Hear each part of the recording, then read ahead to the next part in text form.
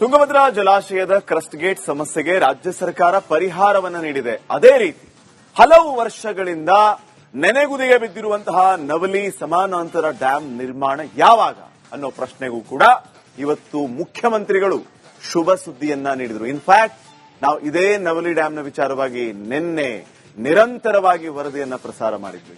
ಈಗ ಮುಖ್ಯಮಂತ್ರಿಗಳು ವೇದಿಕೆಯಲ್ಲಿ ಈ ವಿಚಾರವಾಗಿ ಮಾತಾಡಿರುವುದು ಕೂಡ ನಮಗೆ ಸಮಾಧಾನ ತರಿಸಿದೆ. ಏನೇನಾಯಿತು ಇವತ್ತು ನೋಡ್ಕೊಂಡ್ಬನ್ನಿ.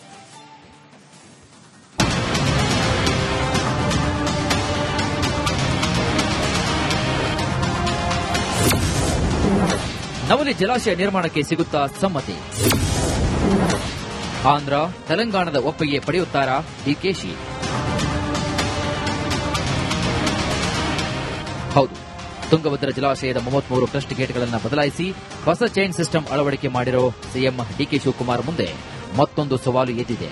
ಈಗಾಗಲೇ ಟಿಬಿ ಡ್ಯಾಂನಲ್ಲಿ 33 ಟಿಎಂಸಿ ಹೂಳು ತುಂಬಿಕೊಂಡಿದೆ. ಮಳೆಗಾಲದಲ್ಲಿ ಡ್ಯಾಂನಿಂದ ಹರಿದು ಪೋಲಾಗುವ ನೀರನ್ನು ಸಂಗ್ರಹಿಸಿಡಲು ನವಲಿ ಬಳಿ ಸಮಾನಾಂತರ ಡ್ಯಾಂ ಕಟ್ಟಬೇಕೆಂಬ ಹಲವು ವರ್ಷಗಳ ಬೇಡಿಕೆ ಮತ್ತೆ ಮುನ್ನೆಲೆಗೆ ಬಂದಿದೆ. ಇಂದು ಹೊಸ ಕ್ರಸ್ಟ್ ಗೇಟ್ ಲೋಕಾರ್ಪಣೆ ಕಾರ್ಯಕ್ರಮದಲ್ಲಿ ತೆಲಂಗಾಣ ಮತ್ತು ಆಂಧ್ರಪ್ರದೇಶದ ಮುಖ್ಯಮಂತ್ರಿಗಳು ಹಾಗೂ ಜಲಸಂಪನ್ಮೂಲ ಸಚಿವರು ಭಾಗಿಯಾಗಿದ್ದರಿಂದ ಹೊಸದೊಂದು ಭರವಸೆ ಮೂಡಿದೆ. ಈಗಲಾದರೂ ನವಲಿ ಡ್ಯಾಂ ನಿರ್ಮಾಣದ ಬಗ್ಗೆ 3 ರಾಜ್ಯಗಳ ನಡುವೆ ಚರ್ಚೆ ಶುರುವಾಗುತ್ತಾ ಅನ್ನೋ ಕಾತುರತೆ ನಿರ್ಮಾಣವಾಗಿತ್ತು.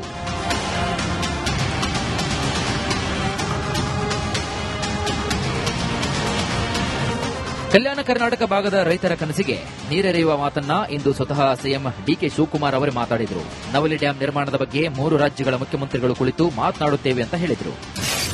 ನವಲಿ ಡ್ಯಾಂ ಇರ್ಬೋದು, ಈ ನೀರನ್ನು ಉಳಿಸಲಿಕ್ಕೆ ಊರು ತೆಗೆಯುವಂತ ವಿಚಾರ ಇರ್ಬೋದು, ಯಾವುದೇ ವಿಚಾರ ಆಗಿರ್ಬೋದು, ಇದರ ಬಗ್ಗೆ ವ್ಯಾಪಕವಾಗಿ ಚರ್ಚೆಯನ್ನು ಮಾಡಿ ನಾವೆಲ್ಲರೂ ಸೇರಿ ಒಮ್ಮತದ ಅಭಿಪ್ರಾಯಕ್ಕೆ ರೈತರ ರಕ್ಷಣೆ ಮಾಡಲಿಕ್ಕೆ ಇವತ್ತು ನಾವು ಬಂದಿದ್ದೇವೆ. ಕರ್ನಾಟಕ ಸಿಎಂ ಡಿಕೆಶಿ ಮಾತು ಮುಗಿಸ್ತಾ ಇದ್ದಂತೆ ವೇದಿಕೆಗೆ ಬಂದ ತೆಲಂಗಾಣ ಸಿಎಂ ರೇವಂತ್ ರೆಡ್ಡಿ 3 ರಾಜ್ಯಗಳ ಜಲ ವಿವಾದವನ್ನ ಬಗೆಹರಿಸಿಕೊಳ್ಳಲೆಂದೇ ನಾವು ಇಲ್ಲಿ ಕೂಡಿದ್ದೇವೆ ಅಂತ ಹೇಳಿದ್ದು ನವಲಿ ಡ್ಯಾಂ ನಿರ್ಮಾಣದ ಆಸೆ ಮತ್ತೆ ಚಿಗುರೊಡೆದಿದೆ.